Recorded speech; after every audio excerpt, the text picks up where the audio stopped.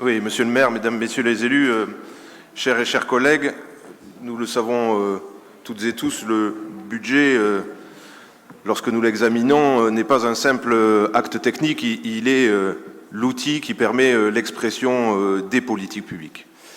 Et je dois dire qu'une nouvelle fois, cette année, nous assistons à la présentation d'un budget qui, hormis les quelques tentatives de coup d'éclat de M. Briand, demeure fade et sans saveur.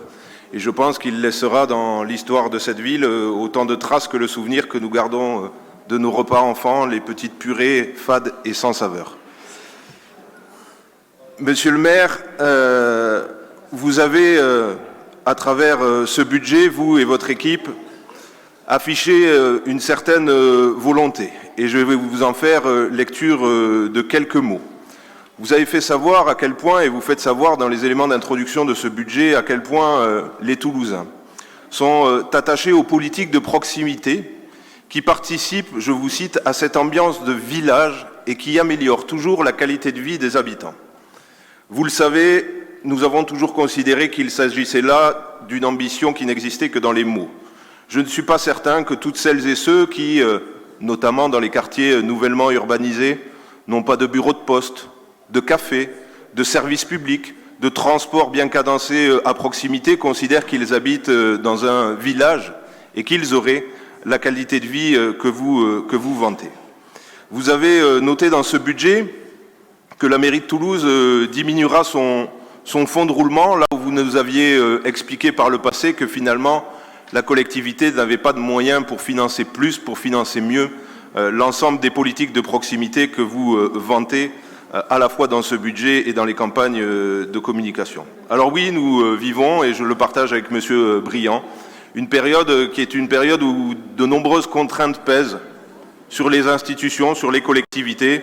C'est le cas sur les villes, avec notamment un certain nombre d'incertitudes en ce qui concerne les ressources, que ce soit sur les DMTO ou sur la progression de la fiscalité. Néanmoins, je pense que nous avons moyen de faire mieux, nous avons moyen de faire plus. Je vous ai écouté avec attention, Monsieur Briand, et j'ai écouté également avec attention votre collègue Espliglas ce matin. Vous avez fait savoir que vous n'avez pas augmenté les impôts en 2021, que vous n'avez pas augmenté les impôts en 2022 et que vous ne les augmenterez pas en 2023 ni en 2024. Je dois vous rappeler que, contrairement à toutes les villes auxquelles vous faites référence, et vous y faites référence parce que ce sont là des grandes villes de gauche, vous avez été les champions de France, les recordman de France, toutes catégories, de l'augmentation des impôts en 2015. Et donc votre augmentation des impôts, les Toulousains l'ont payé en 2016, les Toulousains l'ont payé en 2017, les Toulousains l'ont payé en 2018, les Toulousains l'ont payé en 2019, en 2020, en 2021, en 2022, en 2023 et continueront à la payer en 2024. Donc moi, quand je vous entends, vous gargariser d'avoir une politique de pression fiscale stable, honnêtement, vous me faites doucement rire sur ce sujet. J'ai l'impression de voir cet élève qu'on a tous connu, qui arrive en retard en classe et qui, plutôt que de s'asseoir sagement, se fait remarquer et continue à perturber le cours. Honnêtement, on pourrait avoir des débats sur les questions budgétaires sans que vous n'essayiez de prendre ce point comme étant un point de fierté sur votre capacité à bien gérer cette ville, là où vous avez renoncé à l'engagement majeur de votre campagne en 2014 et vous y renoncez depuis toutes ces années. En ce qui concerne la question des recettes, quelques mots sur celle-ci. Vous avez fait savoir et vous nous avez fait remarquer, Monsieur Briand, et c'est très juste, que la question des tarifications ne représentait que 9% du budget. C'est pour cela que depuis de nombreuses années, nous vous appelons à mettre en place une véritable politique de solidarité. Solidarité via des politiques tarifaires solidaires, solidarité via un certain nombre d'accompagnements pour revenir notamment sur la hausse, nous vous y avions appelé à de nombreuses reprises, du tarif des CLAE, du tarif de cantine, pour permettre une véritable accessibilité de ces services-là à toutes les familles. Et je vous prends au mot, s'ils sont si peu importants dans les proportions qu'ils représentent dans le budget de notre collectivité, alors commençons à travailler.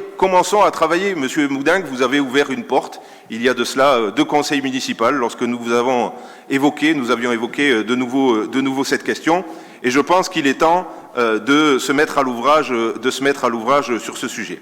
La pression fiscale les taux n'ont pas évolué, mais la pression fiscale, elle a augmenté. C'est plus 13 millions d'euros pour la fiscalité directe. C'est plus 1 million d'euros pour les autres redevances recettes diverses. C'est plus 900 000 euros sur les redevances de services à caractère culturel. Et là, je vais vous poser une question que je vous ai déjà posée lors de l'examen à la fois du compte financier unique qui est venu remplacer le compte administratif et du débat d'orientation budgétaire. Est-ce que ces augmentations de redevances sur les services à caractère culturel sont dues au fait que vous ayez changé les conditions de facturation des activités culturelles dans les centres sociaux et socioculturels toulousains? Est-ce que ces ressources supplémentaires sont dues à une politique tarifaire d'augmentation des coûts d'un certain nombre d'activités à caractère culturel? Je vous pose la question parce que, comme vous le savez, nous nous y sommes opposés. Le conseil municipal n'a plus la pleine maîtrise de la fixation des tarifs, puisque nous n'avons plus ce recueil des tarifs, nous n'avons plus l'examen de ce recueil des tarifs. Et lors de notre dernier conseil municipal, nous vous avions interrogé pour pouvoir avoir la copie à minima de ce recueil des tarifs, et je dois vous dire, c'est peut-être qu'un problème technique, mais qu'à ce jour, nous ne l'avons toujours pas reçu, et on sait que ça a un impact important dans la vie des Toulousains.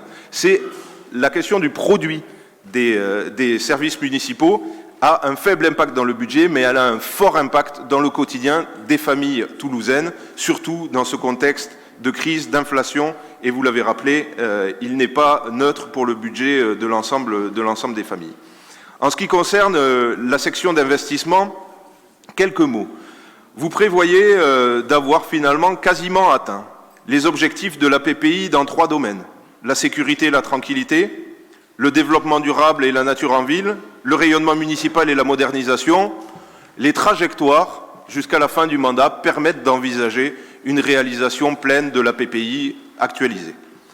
En ce qui concerne la vie de quartier et proximité, là par contre on en est loin. Si on prend la PPI actualisée, ce sont 556 millions d'euros qui étaient prévus à l'échelle du mandat sur cet enjeu-là, qui rassemble les dépenses en termes d'éducation, les dépenses en termes d'amélioration de la vie de quartier, et vous projetez, à travers ce budget, d'être fin 2024 à 296 millions d'exécutés.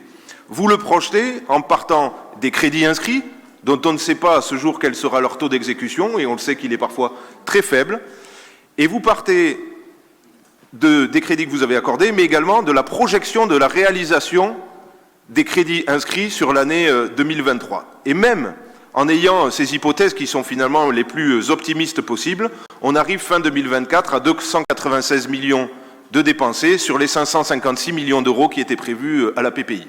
Et donc j'ai une question à vous poser. Quels sont les projets inscrits à la PPI dans ce volet-là, dont on sait qu'il est le volet majeur dans la vie des habitants, qui ne seront pas réalisés? Nous avons besoin de visibilité à ce sujet et nous avons besoin de vérité à ce projet. Parce que je ne voudrais pas que lors du prochain budget, vous ayez à ajouter une section supplémentaire. La section fonctionnement, la section investissement, et puis il va y en avoir une troisième, c'est la section renoncement. Et je ne voudrais pas que cette section renoncement soit beaucoup plus importante que les 2 premières. Je voudrais savoir quels sont les choix que vous allez faire. Et si vous n'allez pas faire de choix, comment est-ce que vous imaginez pouvoir arriver d'ici à la fin du mandat à avoir fait aboutir l'ensemble des projets inscrits dans la PPI? J'en connais déjà quelques-uns, je pense, qui sont désormais remis au carton. La Cité de la musique, la Cité de la danse, ce sont 2 projets qui, semble-t-il, n'auront pas d'avenir. Mais quels sont les autres? Quelles sont les écoles qui ne seront pas rénovées? Quels sont les groupes scolaires qui ne seront pas bâtis? Quels sont les quartiers dans lesquels la qualité de vie ne sera pas améliorée? C'est à ces réponses-là que nous vous demandons de répondre.